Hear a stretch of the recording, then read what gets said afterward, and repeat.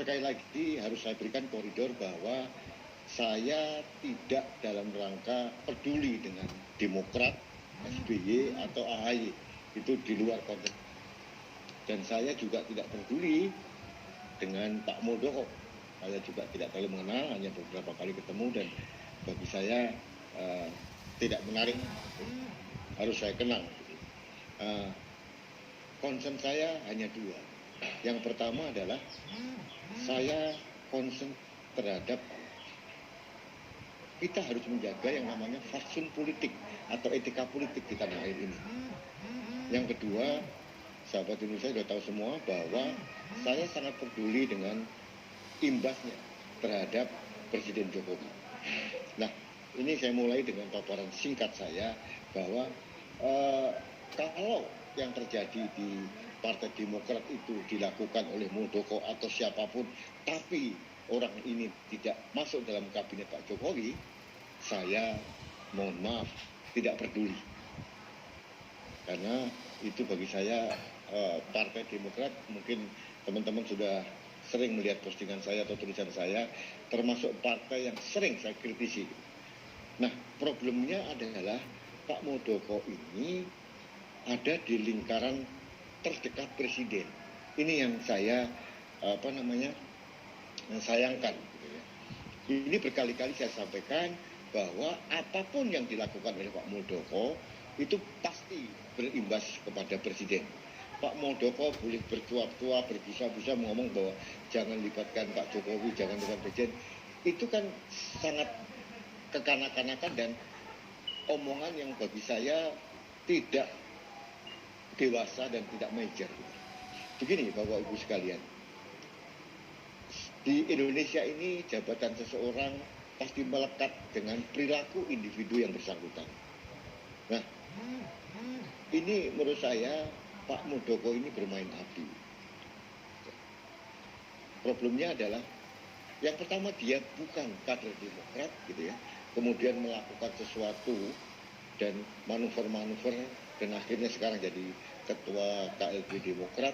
Dan yang paling penting Pak Muldoko ini sudah mencitrakan dirinya sebagai orang yang sangat tidak konsisten. Dan mungkin lebih kasar lagi saya katakan Pak Muldoko telah melakukan kebohongan publik.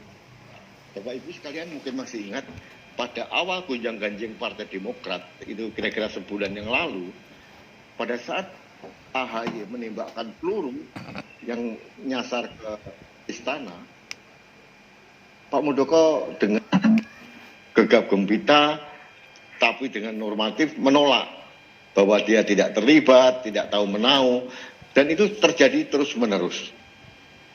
Bahkan yang terakhir pada waktu Pak SBY menyampaikan langsung menyebut nama KSP Muldoko, Pak Muldoko pun masih mengelak. Nah, ternyata apa yang dikatakan Pak Muldoko itu berbeda dengan apa yang dilakukan. Kita tahulah, semua orang yang hadir di sini tahu semua bahwa mempersiapkan KLB itu bukan ujuk-ujuk. Kemudian hari ini KLB lalu ditembak siapapun yang datang, nggak mungkin. Pasti sudah by design direncanakan dengan matang. Artinya apa? Artinya Pak Muldoko telah melakukan kebohongan publik kepada kita semua. Pada saat seseorang melakukan kebohongan publik, bagi saya orang itu secara tidak sadar telah melecehkan akal sehat kita. Ini yang membuat saya agak tersinggung dan marah dengan apa yang Pak Muldoko itu. Yang kedua, yang seperti saya sampaikan tadi, Pak Muldoko telah melanggar etika politik yang sangat serius. Bapak Ibu sekalian, apapun terjadi, apapun ketidaksukaan kita atau tidak empati kita terhadap Partai Demokrat, tapi kenyataannya, secara realita Partai Demokrat adalah partai yang resmi, sah, dan diakui oleh negara.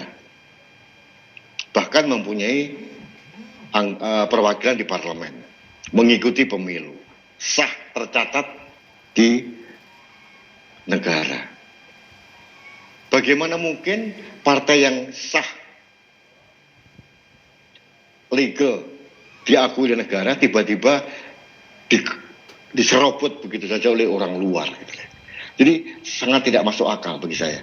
Jadi dalam perspektif saya, dalam akal sehat saya, apapun alasannya seorang Muldoko dan kawan-kawan, saya katakan dan kawan-kawan, karena dalam kenyataannya saya tahu banyak juga relawan Jokowi yang mendukung Muldoko ini. Jadi mereka sempat marah dengan apa yang saya sampaikan, tapi apapun alasannya, apapun pembenarannya, tidak diperkenankan, tidak diperbolehkan seseorang itu menyerobot rumah tangga orang lain. Kecuali keluarga itu ada tindakan pidana. Ini kan tidak. Ini benar-benar bagi saya adalah suatu tindakan yang sangat-sangat tidak etis yang